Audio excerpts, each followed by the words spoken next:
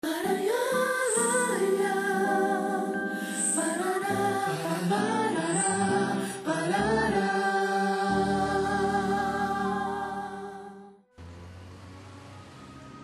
região central de Curitiba, há trânsito, terminais de ônibus.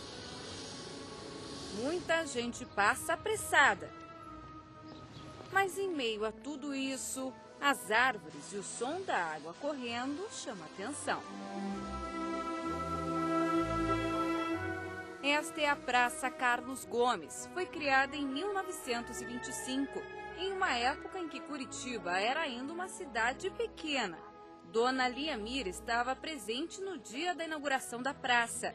Ela tinha apenas 2 aninhos, mas ainda se lembra de alguns detalhes. No dia da inauguração, eu tinha 2 aninhos, não posso lembrar muita coisa, né?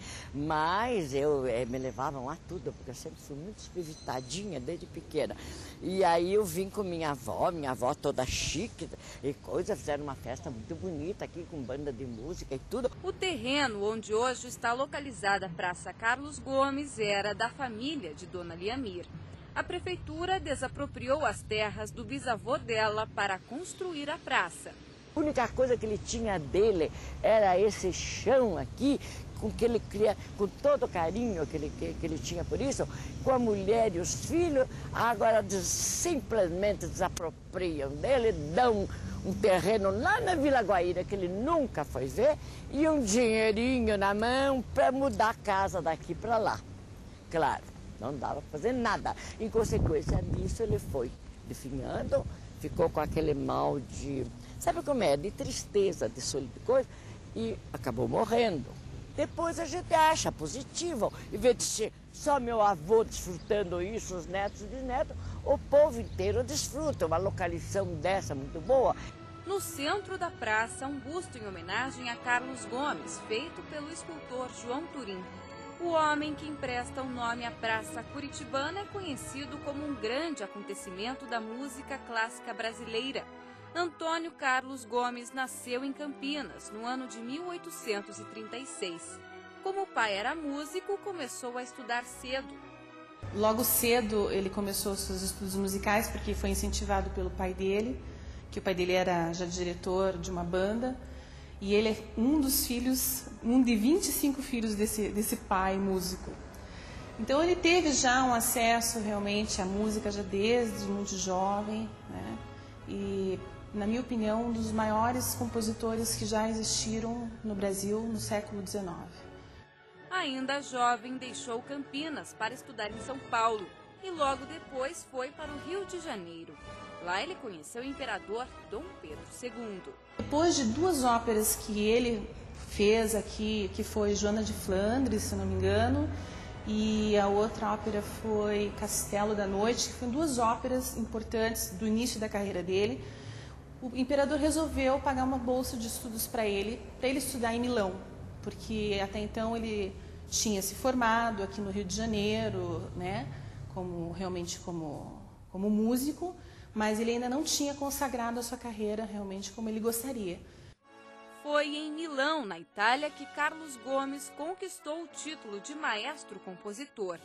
Mesmo longe, ele nunca esqueceu do Brasil. Na maioria das vezes, suas composições falavam da terra natal. A ópera O Guarani, por exemplo, foi inspirada em um livro do escritor José de Alencar. Mesmo assim, Carlos Gomes foi criticado por apresentar traços europeus em muitas de suas composições. Claro que ele morando na Europa, ele ia compor música europeia, né? Apesar dele buscar sempre uma temática que lembrasse um pouco o Brasil, né? Como o Guarani, que é a temática indígena, ou o escravo, que é uma temática dos escravos, mas sempre dentro de uma concepção de música europeia. Né? E depois, logo em seguida, no início do século XX, quando o modernismo começou a pesquisar ou a incitar a música nacionalista, de cunho nacional, o Carlos Gomes foi deixado um pouco de lado por ser considerado muito europeu, né? Se no Brasil Carlos Gomes era injustiçado, na Europa ele era muito bem reconhecido. A carreira do compositor foi feita quase que exclusivamente na Itália, onde a maioria de suas obras foram encenadas. Carlos Gomes bem que gostaria de continuar morando na Europa, mas acabou fazendo muitas dívidas e precisou voltar para o Brasil. Quando chegou aqui, o cenário não era nada favorável para o maestro.